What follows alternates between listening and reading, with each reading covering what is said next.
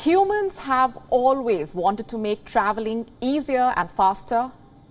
First, we invented the wheel, then we came up with carts, later there were wagons, steam power, combustion engines, and we kept innovating. And then came driverless cars, a car that can drive itself. It's what many have dreamt of. Tesla was among the first to accomplish it. Fans of Tesla buy the car for the Autopilot feature.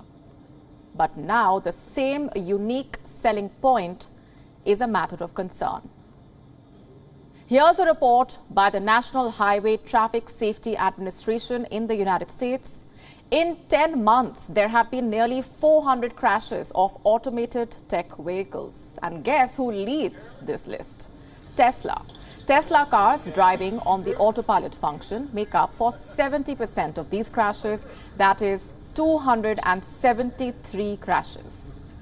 Other automakers did not even come close to Tesla's number of reported crashes. The next one is Honda with 90 crashes. Subaru is in the third place with 10 crashes. The other companies on the list on your screen.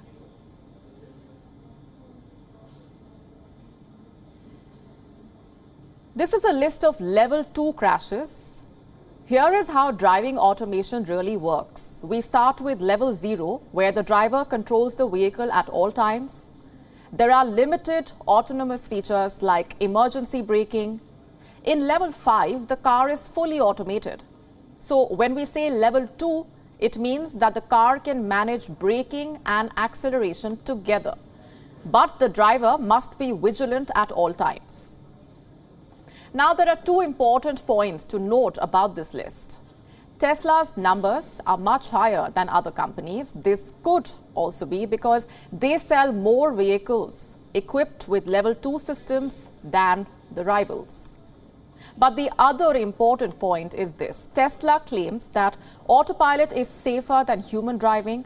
But in 2021, US safety officials opened an investigation into Tesla cars.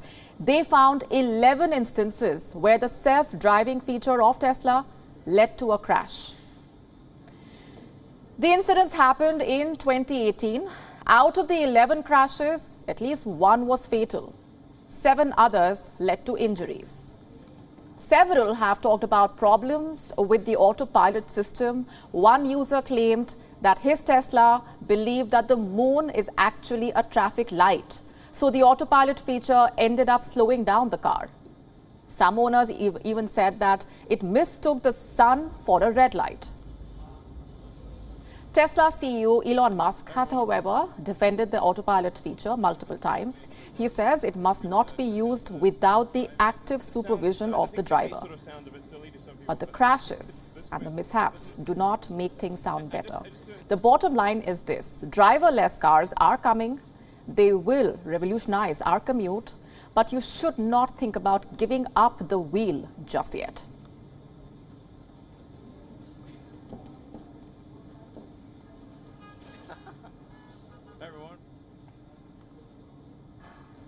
With us on the broadcast is Abel Smith. He is a principal analyst for automated vehicles for Guidehouse Insights. Thanks very much for being here with us. What is your assessment of this data and the findings? To what extent do they raise concern about these systems? Thanks for having me on today. Yeah, I think it's what's really important to note from this is that first and foremost, Tesla vehicles are not self-driving, regardless of the branding that Tesla uses, the Autopilot or full self-driving functions that they sell. Tesla vehicles are not capable of driving themselves. These are driver assist systems, as you mentioned earlier.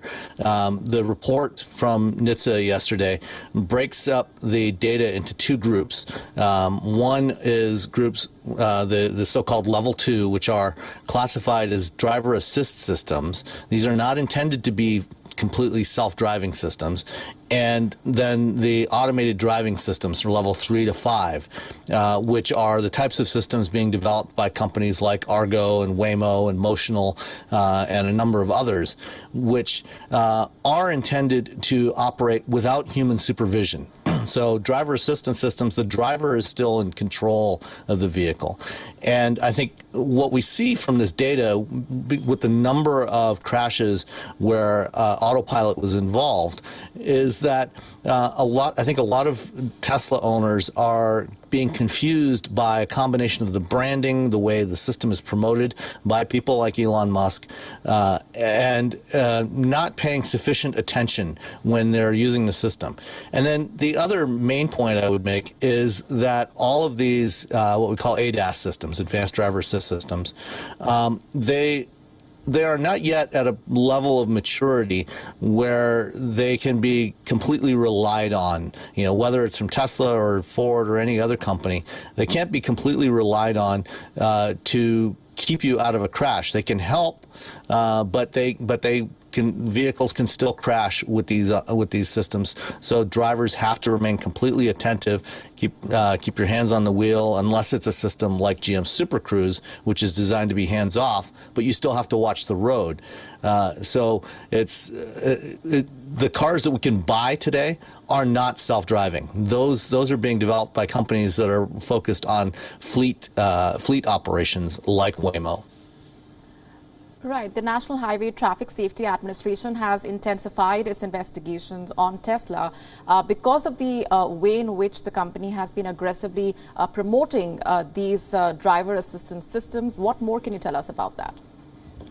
Yeah, so NHTSA launched an investigation last year with an initial focus on about 20-some crashes that involved Tesla vehicles running into stationary emergency vehicles, into ambulances or fire trucks, while they were being used with Autopilot. And from there, the investigation has since expanded, and they also launched this broader, what they call a standing general order. In July of last year, they asked all automakers and all companies developing automated driving systems to start submitting data to the government anytime that there was a crash where one of these systems was active, whether it's a driver assist system or an automated driving system. They want to better understand the actual functionality of these systems, how well they work when they're having problems, so that they can start looking at how to go about regulating the performance of these systems in future years. So I think that this is an excellent first step by gathering this data and understanding the actual efficacy of these systems. I think one other problem that I have with this particular report is that they allowed manufacturers to classify some of the information that they submitted as confidential business information, and in particular the descriptions of what the actual crash was. And I spent some time yesterday looking through the data. Most manufacturers did not keep the description information of the crashes redacted, so you can read through and see what type of crash it was. And in fact, most of the cases of non-Tesla vehicles were not actually the fault of the driver assistance system. It was something else that happened while the system was active. Tesla, on the other hand, redacted all of their description information, so we have no idea really what happened with those vehicles. Two U.S. senators have also called for a deeper investigation into what they call this out-of-control industry.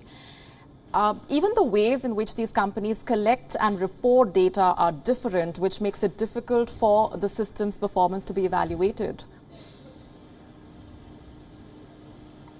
Yeah, no, I agree. I think we need a mandatory standard on data collection from these systems as they're being developed, because we need to understand what are they actually doing, how are they doing it. Obviously, the manufacturers need to keep confidential some of the specifics of how their systems function, but we need to know more about the safety of these systems before we start deploying them on a broad scale.